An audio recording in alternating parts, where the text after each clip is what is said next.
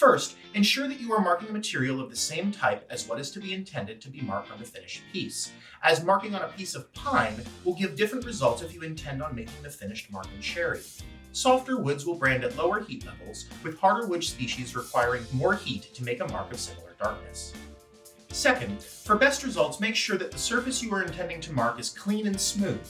If there is roughness to your wood surface, it will be more difficult to get the branded image to be applied perfectly, especially if your logo has lots of detail. Third, if using a fire-heated iron, take note of either how long the head was heated for using a propane torch, or measure the approximate surface temperature of the heated branding head using an infrared laser thermometer. Record what this heating time is and/or temperature is so that you can document it in the next step next to the branded test markings. If using an electric branding iron with a temperature control unit, simply note what level on the dial the heat was set to, 1 through 10. Take the heated branding iron and touch it to the surface of your material, pressing lightly so as to ensure that the engraved branding head makes full contact with the marking surface. Count in seconds the length of time that you hold the iron against the material, releasing after 1 to 2 seconds in the first test. The length of time that the iron is held to the marking surface is referred to as the dwell time. Document next to your test brandings the dwell time and the heat level to be able to refer to this in the future and for making small adjustments to control the branded mark on your intended surface. If the first test brands are too light, first try increasing the dwell time slightly. If this is either insufficient or results in too much overbranding, try also increasing the heat level that an electric iron is set to, or adjusting the amount of time for manual heating with a handheld propane torch.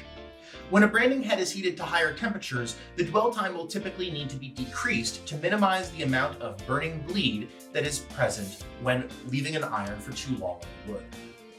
If the test markings are too dark, either try limiting the amount of time that the iron is pressed against the surface of the material, or try turning down the temperature or heating it for less time with the torch. Also, if you do get a mark that is slightly overbranded, just take some high grit sandpaper to it to lighten up the mark a bit. Here you can see this being done with 2 of the test markings I've made. These marks were all made with a dwell time of between 1.5 and 3 seconds, and with a temperature control unit set to 7.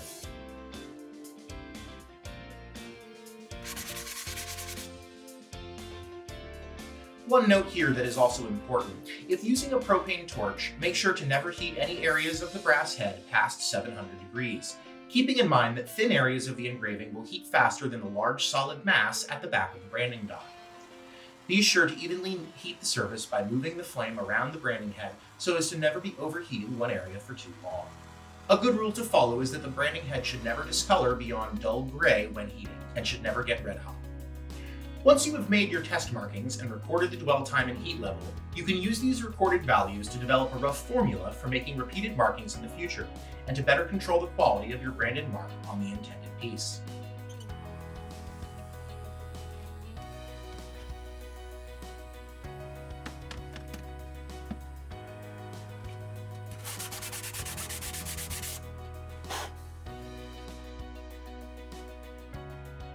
In future videos, I'll cover topics such as branding on curved surfaces, the level of detail able to be achieved on different materials, as well as answering additional questions regarding the tools, the process, and other types of marking methods.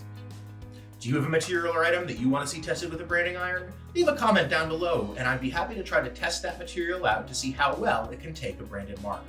Thanks very much for watching, and if you enjoyed this content, please consider branding the subscribe and like buttons down below, and I'll see you in the next one. Take care.